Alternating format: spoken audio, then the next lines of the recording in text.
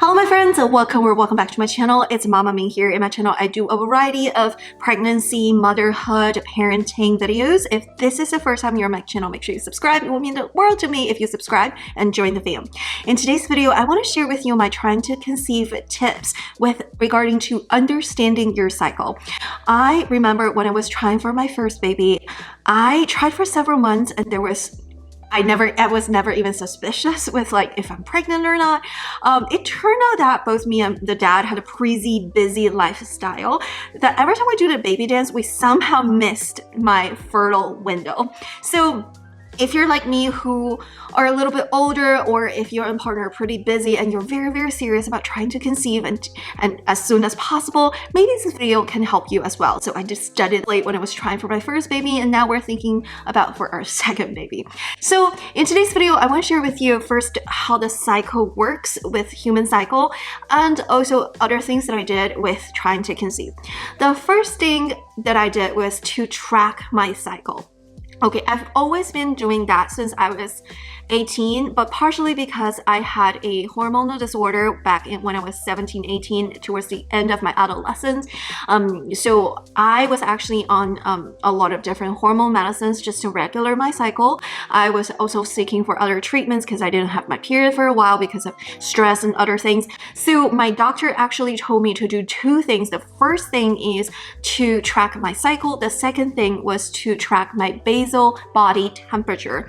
And those two things are very important because my doctor at the time told me that in the future, if you want to have a baby, you want to make sure you have a full cycle with ovulation window in between. Know that you're fertile and you know you're in the good hormonal cycle. Women's cycle may range differently. Some people have a 28-day cycle, some people have a 25-day cycle, some people have a 35-day cycle. But having a regular cycle is going to be beneficial. It's one of the indicators that you are fertile with your cycle. And another thing is if your cycle is really short, if your cycle is like 21 days, it may be a good sign to see a doctor just to do some additional tests. So if you are suspicious about whether if your hormones are regulated, if you're ovulating every single cycle, if you have a cycle that's shorter, and if it's like 21 days, it may be a good time to see a doctor just to make sure everything is fine. On average, women's cycle ranges about 28 to 30 days. We're just going to use 28 days here as an example.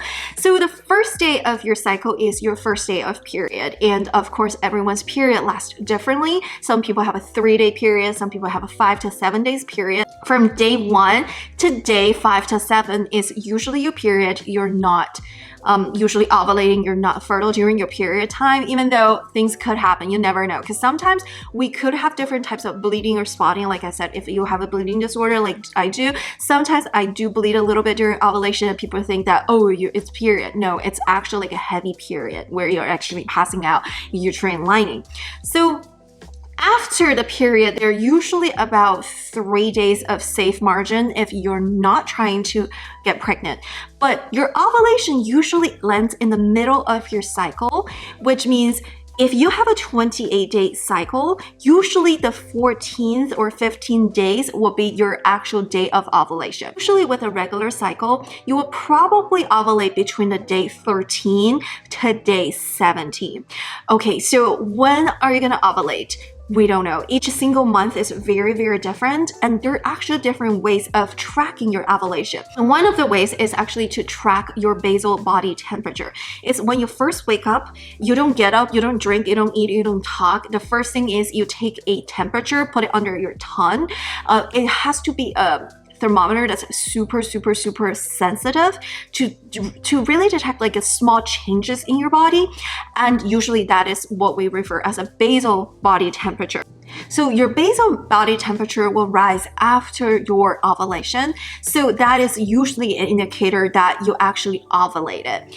Another way to track, to pinpoint exactly which day is your day of ovulation is these things. I'm not affiliated with us, but I literally conceived my first baby using these strips. So of course I swear by this because I'm very grateful. You can get whatever brand you want. You can get it from Target, but I just get it from Amazon because you know, it's cheaper.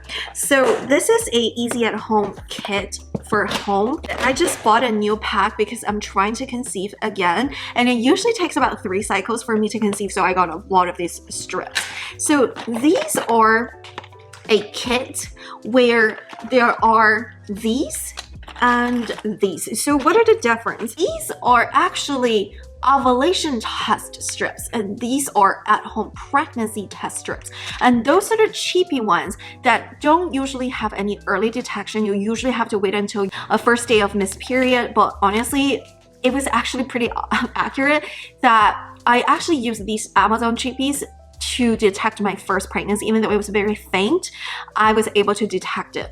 So these are ovulation strips. So after your period ends, wait for about 2 days and start testing these. So, and the best time to use these ovulation strips is actually different from the pregnancy strips. With the pregnancy strip, it's better to use the first urine of the day. These ones, it's better to use these towards like the second half of the day, like in the afternoon. It's a little bit more accurate. So what are those? Or the test strips detecting your LH hormones. So what are your LH hormones? So if you look at your cycle, the first part of your cycle is what we call the follicular phase. And after you ovulate, the second part of your cycle is called luteal phase. So basically what this is detecting is to detect your LH hormones, and LH hormones is what actually stimulate your ovulation. So if you notice a surge of your LH hormone using this ovulation test, it means you will probably ovulate in the next 12 to 36 hours. It's very hard to pinpoint exactly which hour that you actually ovulated, but you kind of have a good sense of when to do the baby dance. So to me, it was pretty funny because when we were trying to conceive our first kid, we tried for 6 months and we didn't have any news. And we were talking to our primary care doctor, but then we were like, yeah, we didn't try hard enough, because what we're doing is we were doing baby dance that's very convenient to us. And it's actually harder to get pregnant regardless what people think. I know there are accidents happen. You know, there are people in high school accidentally get pregnant not without even trying. There are movies about these things, and you never know, right? But if you're like me who tried for several months and you're like, what's wrong? It's because probably you didn't do the baby dance right before the ovulation. You want to do the baby dance about 3 to 5 days before the ovulation, and your egg can only live for about 24 hours in your body. So once you ovulate, you'll have about 24 hours that are still fertile, and it has to be 5 days before ovulation and 1 day after ovulation.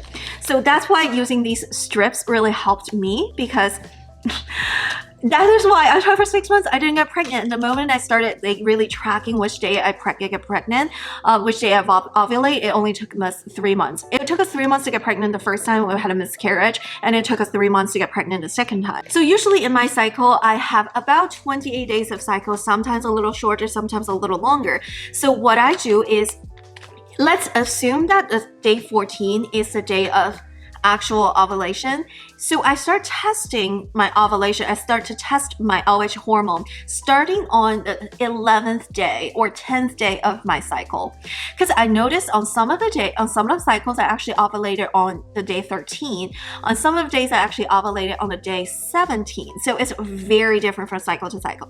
So I start to test every single day with this LH hormone strips, starting on day 11, so I test in the late afternoon or early afternoon, and I start to see the second line going darker and darker and darker and darker until the test line is darker than the control line. It means your LH surge happened. After the LH surge happened, you'll probably ovulate in the next 12 hours, 10 hours, 24 hours. We don't know that, but usually it will ovulate really, really fast. So last time when I, was pregnant or trying to conceive, so I tested using the LH in the morning, and my test line was the same darkness as the control line, and I knew my LH is surging. So in the evening, I tested again. It was way darker than the control line. That means my LH is peaked. And then the next day, I tested again in the morning, and it was way more faint compared to the control line. And also using these ovulation tests is very different from your pregnancy test. For pregnancy tests, you just see, even if there's like a faintest line, it usually means you're pregnant, unless you have like a cyst or something. Versus for this strip, every day you will have a faint line because you always have LH hormones. What you're detecting is the rise and the surge of LH hormones. So no matter what days you're testing, you're gonna see a faint line, but it is when the actual test line is stronger and more obvious, more potent than the control line, it means you'll have an LH surge. Try to have the baby dance before your ovulation. It's gonna increase the chance of conceiving. Why? Because a sperm can live in a female body for up to 5 days. Sometimes maybe there's super sperm that can live for 6 days. Sometimes your sperm quality is not as good. Maybe it will live for 2-3 days. We don't know how long your partner's sperm is that live in your body. But let's say if we have sperm waiting in my body 2 days before I ovulated, the sperm is still alive in my body. And once I ovulate, the sperm will immediately go try to fertilize the egg. So you always want to have the sperm waiting for the egg to be released, versus if you have the egg released, you only have 24 hours and then the sperm has to swim there. So the best chance to get pregnant is during the window of fertility. It's usually 6 days. You want to try to have baby dance as much as you can before the ovulation and close to the ovulation. So let's say the day 14 of my cycle is my assumed or presumed ovulation day.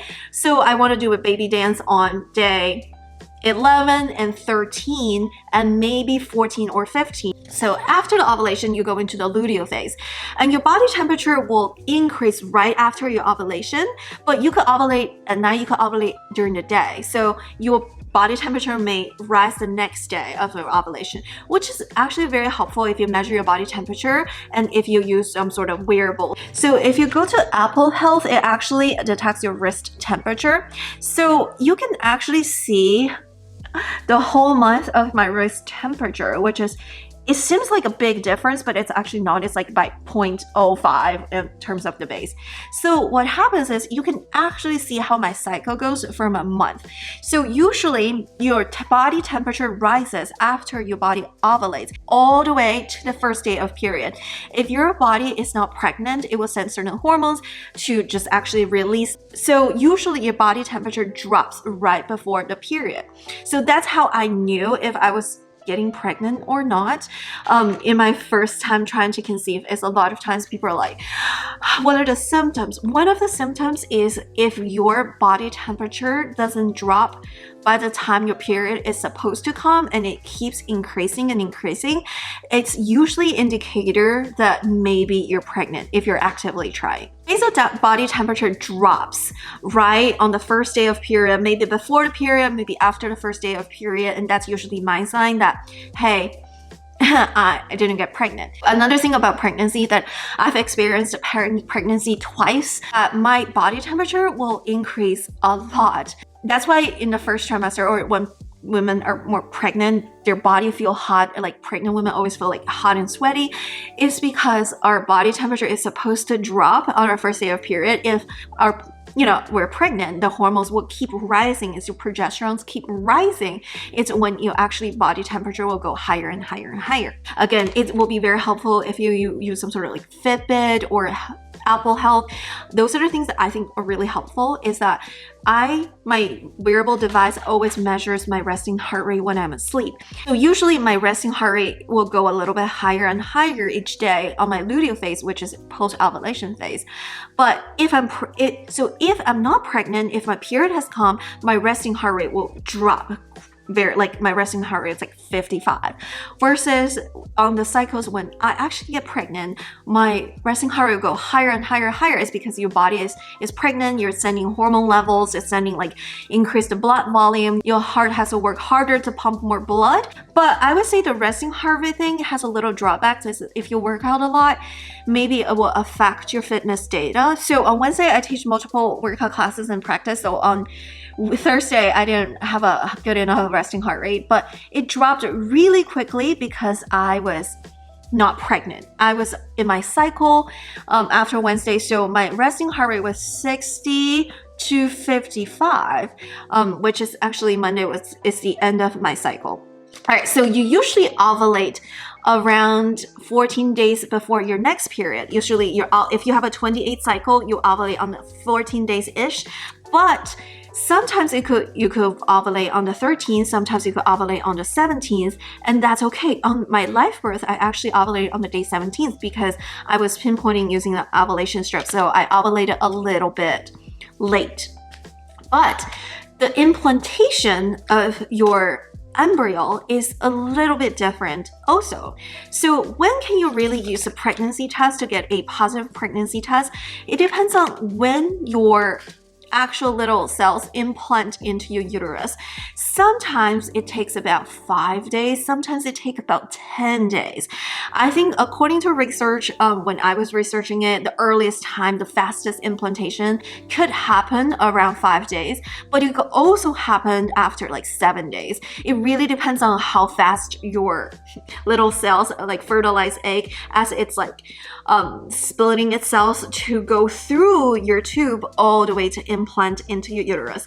So that is why sometimes when can you actually have a positive pregnancy test, and it's very different. And also when you start to have those pregnancy symptoms could be different, because usually your pregnancy symptoms occur after the implantation happens. So before the implantation happens, it's just traveling.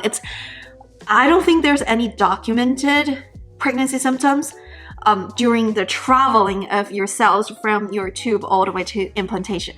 But usually when the cells implant to your uterus, it's when it sends a signal to your brain to release pregnancy hormones, and those pregnancy hormones will have a lot of signals to your body. You'll start to have symptoms, right?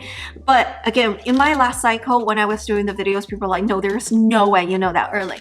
Well, it really depends on when your implants to your uterus. Another thing is I want to point out is there are so much that research doesn't know about fertility and pregnancy and the science of human body. We're still exploring this. I have a doctorate degree, but I'm not a medical doctor. So one thing that I learned from being a researcher, going through my PhD program, is that it's important to acknowledge that what we don't know as researchers. So the research knows about, usually it takes about this many days, usually it takes about this many days, but other things could also happen. It could be an outliner that's not reflected in the research when they track 1,000 people. If one person, something happened, sometimes they get ignored in the research. Another thing is a lot of the symptoms are very subjective, right? There is this crazy pregnancy symptom that I knew my baby was conceived and I knew it was implanted. It was this crazy surge of this, it's like electricity in my brain that suddenly I just felt like I'm grateful I got the baby. It's this weirdest thing. I'm a somewhat spiritual person, but I'm not a religious person, and I'm a very scientific person. I believe in the research most of the times, but there are still other phenomena that we can't really explain with research right now. So in my case, I started having pregnancy symptoms about 5 days after the ovulation, and I feel like my embryo implanted at 5 days, and after it implanted I started having weird symptoms. So again, we don't know when it's okay, when it's safe to test during the luteal phase, and you can use these early detectors. I will link some of them below. I personally really like First Response, but you can also use Clear Blue. So I also use these Amazon chippies. So what I do is, regardless if I have symptoms or if I feel like I have symptoms, I'll use these Amazon chippies to test first. If there is a faint light or even a shadow that I'm suspecting, then I will use a actual First Response and Clear Blue, because the First Response and Clear Blue, they're so expensive. They're like $10 per test. I cannot be like buying 3 of these every single month just to see if I'm pregnant. But these cheapies, so this whole box with ovulation test and pregnancy test, it was on sale. I bought it on sale. It was only like $15-ish. So I can actually test it like every single cycle, and this is good, probably good for 3 cycles. So after I get a somewhat positive test, I will go with my First Response to confirm it. 1 in 4 or 1 in 5 pregnancies and in miscarriages.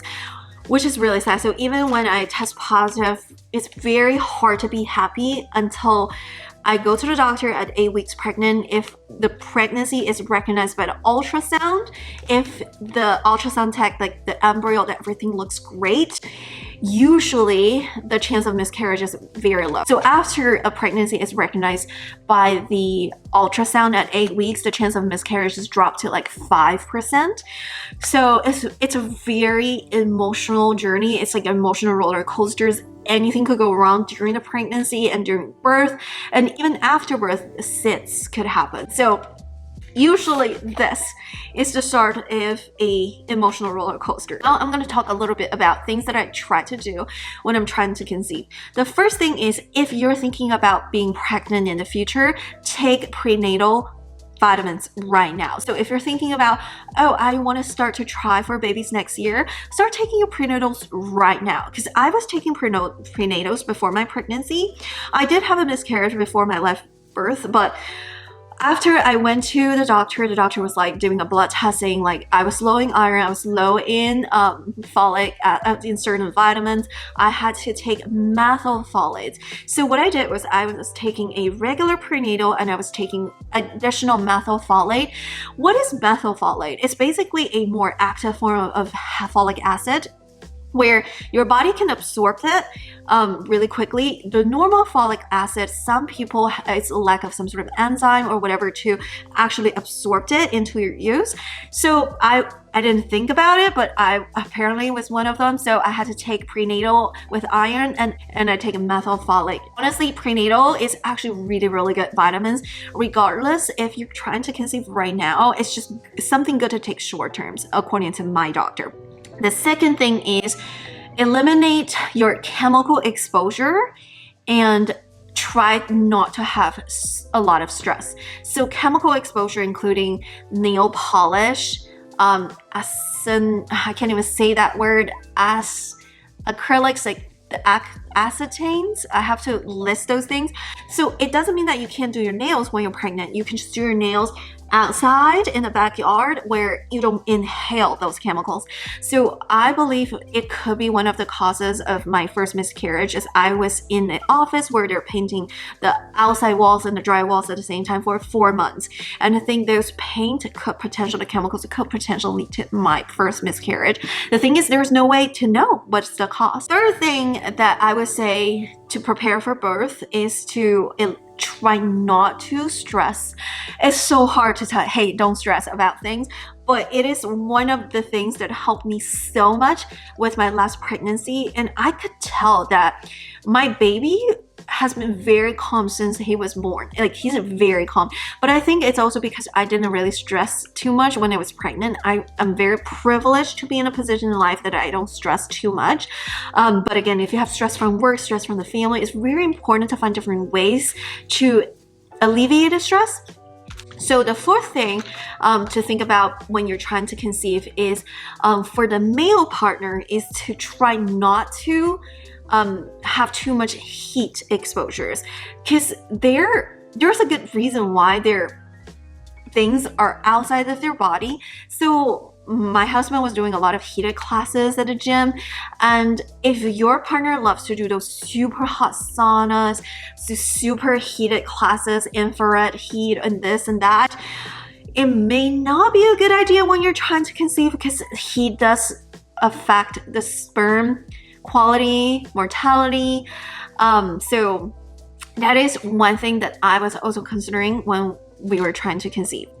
The next thing that I feel like, if you have stress, if you have cycles that are a little irregular, it's very helpful to see a fertility specialist. And it's also very helpful to practice yoga and do acupuncture. And it is actually pretty crazy. So I was sharing the story of me not having period when I was a teenager, and I went to a doctor to give me hormonal treatments, give me all kinds of treatments, and my period came back. And during college, I was very stressed, and I wasn't underweight or anything. I was actually pretty normal weight, and My period was very short again. It went from 28 days to 25 days to 21 days to 19 days. Obviously, I wasn't ovulating either, and my period was really light. It was just a lot of stress during college. So I went to a acupuncturist in China, and she has a medical degree. She's a retired doctor slash acupuncturist, and she treated me for 2 months. And afterwards, every single month, my period is 28 days on the spot. The only time when it will shift a little bit is when I travel, when there's additional stressor in my life. You may shift 1 or 2 days, but 28 days on the cycle. It was crazy. It's crazy. So I went through all different doctors when I was a teenager, and it never cured my problem. I went to an acupuncturist for 2 months, and it just magically, this problem is not in my life. So again, I'm Chinese, obviously I know who to go to, but if you have people around you, if you have access to a trustworthy, board certified acupuncturist, it may help. Another crazy thing about my acupuncturist is that after my postpartum, like I went through the postpartum, and then after I stopped breastfeeding, I went through the second stage of postpartum again. And then before my period came, I had crazy migraines, crazy heat flushes, crazy, like I couldn't function for about a whole 10 days in my luteal phase because how much my hormone was dropping after I stopped breastfeeding. My body was just not used to the hormones. So I just really couldn't deal with it anymore. I went to an acupuncturist here in America, and she really helped me. She only did 1 session, and the following cycle, I had no PMS symptom. I had no migraines. I had no heat flushes or whatever. I had no cramps. I had no symptoms. It just magically, my period is here. So if you have access to an acupuncturist, I swear by my acupuncturist. So the next thing that I want to recommend is to practice yoga. Yoga really, really changed my life, and it's not a yin yoga, it's a power vinyasa. If you're thinking about getting pregnancy, go to like a power class, go to a vinyasa yoga class. It really strengthened my core and my pelvic floor. Again, this is not a yin yoga, it's not a stretchy yoga, it's about the power and the engagement of your core and your pelvic floor. It really helped my pelvic floor to hold my baby throughout my pregnancy. It really helped me in terms of postpartum recovery. I never had any problems with incontinence after having a baby. I just feel like, and my six-pack just came back after like 6 months postpartum. If you're thinking about having a baby next year, try to practice yoga before you're pregnant.